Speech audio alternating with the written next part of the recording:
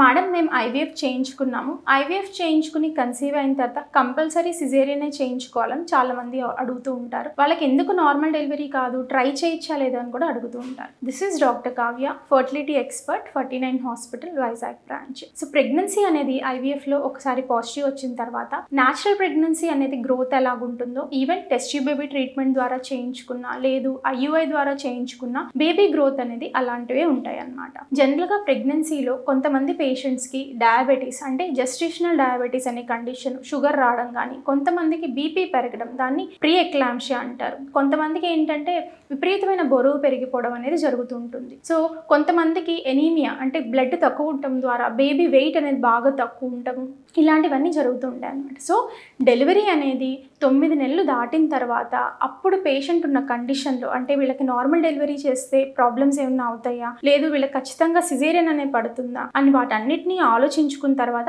Delivery plan అనేది చేయడం అనేది జరుగుతుంది. సో కన్సీవ్ అయిన విధానాన్ని బట్టి, అంటే న్యాచురల్ ప్రెగ్నెన్సీస్లో అయితే నార్మల్ డెలివరీ అవుతుంది, ఐవీఎఫ్లో అయితే సిజేరియన్ అవుతుంది, ఆ పద్ధతి ప్రకారం కాదు. సో 9 నెలలు టర్మ్ నిండిన తర్వాత బేబీ ఉన్న కండిషన్, బేబీ అనేది హెడ్ కిందకుందా లేదా, బరువు ఎంత ఉన్నది, ఉమ్మనీరు ఎంత ఉన్నది, అండ్ బేబీ మూమెంట్స్ ఎలాగున్నాయి, సో అలాగే మదర్లో షుగర్ ఉంది, బీపీ ఉంది, కింద నుంచి బేబీ వచ్చే జాగా అంటే ఓపెనింగ్ బాగుందా లేదా అన్ని చూసుకున్న తర్వాతే పేషెంట్స్కి నార్మల్ డెలివరీయా సిజేరియనా అని నిర్ధారించడం అనేది జరుగుతుంది. Thank you.